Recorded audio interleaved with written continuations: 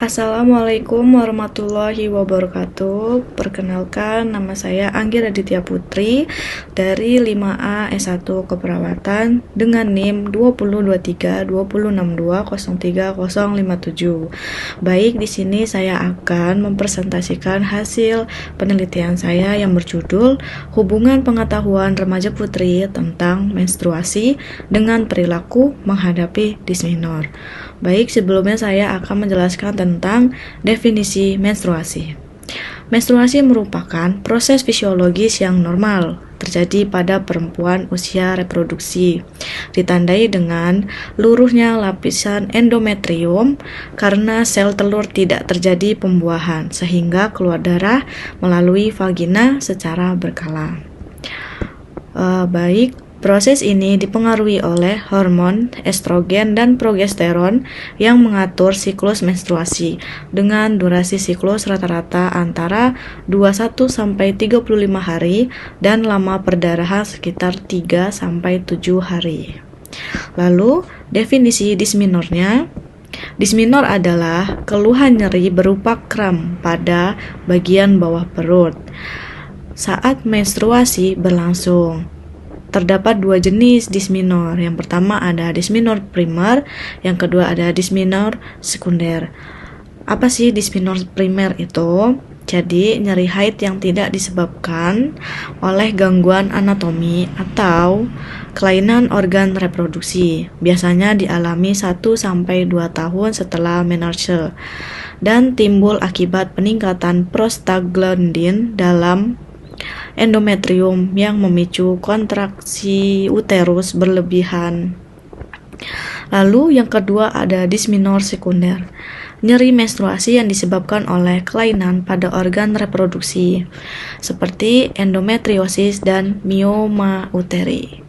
Biasanya muncul pada usia yang lebih matang dan intensitas nyeri cenderung semakin berat.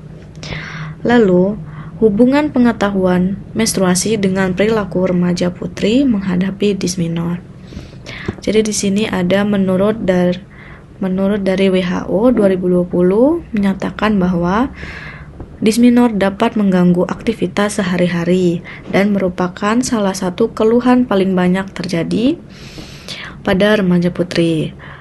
Remaja dengan pengetahuan yang baik mengenai menstruasi cenderung mampu melakukan tindakan penanganan yang benar dan tepat dalam mengurangi nyeri haid, seperti dengan melakukan kompres hangat, memperbaiki pola makan, dan istirahat yang cukup. Sebaliknya, rendahnya pengetahuan dapat menyebabkan perilaku yang salah dan beresiko, seperti penggunaan obat tanpa aturan atau mengabaikan nyeri yang berat.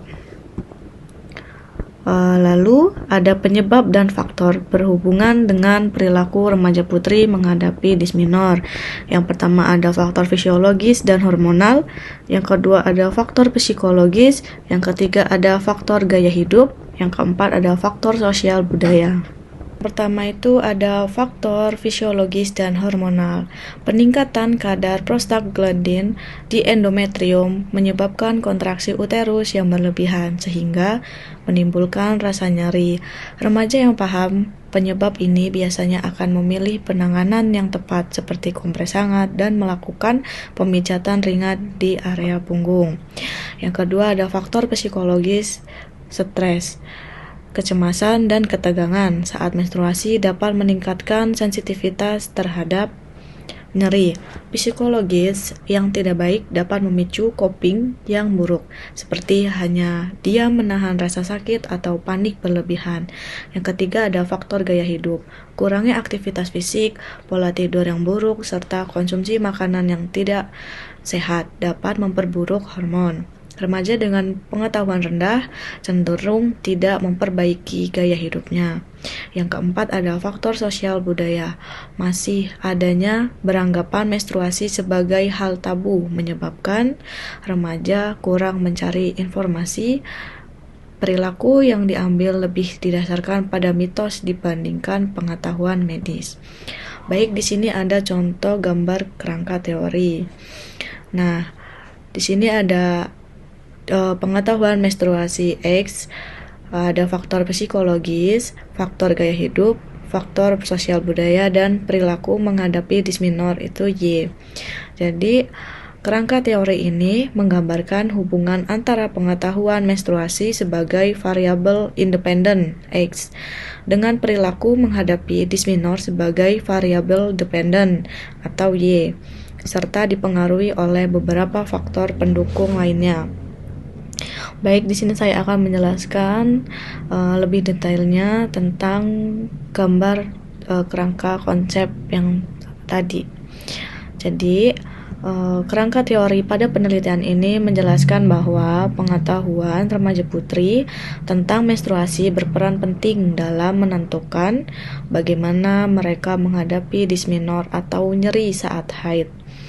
Lalu, pengetahuan tentang menstruasi menjadi faktor utama yang memengaruhi perilaku dalam menangani nyeri haid. Semakin baik pengetahuan yang dimiliki remaja, maka semakin tepat tindakan dilakukan untuk mengurangi rasa nyeri tersebut. Selain pengetahuan, terdapat beberapa faktor pendukung yang turut memengaruhi perilaku remaja dalam menghadapi disminor, yaitu faktor psikologis seperti stres dan kecemasan dapat meningkatkan rasa nyeri, sehingga bisa berdampak pada perilaku yang kurang adaptif. Selanjutnya, faktor gaya hidup seperti kurang olahraga, pola tidur yang tidak teratur, dan asupan makanan yang tidak sehat juga dapat mempengaruhi kondisi disminor. Kemudian, faktor sosial budaya juga memiliki pengaruh, terutama adanya mitos atau anggapan keliru mengenai menstruasi yang dapat membuat remaja melakukan tindakan yang tidak sesuai dengan prinsip kesehatan.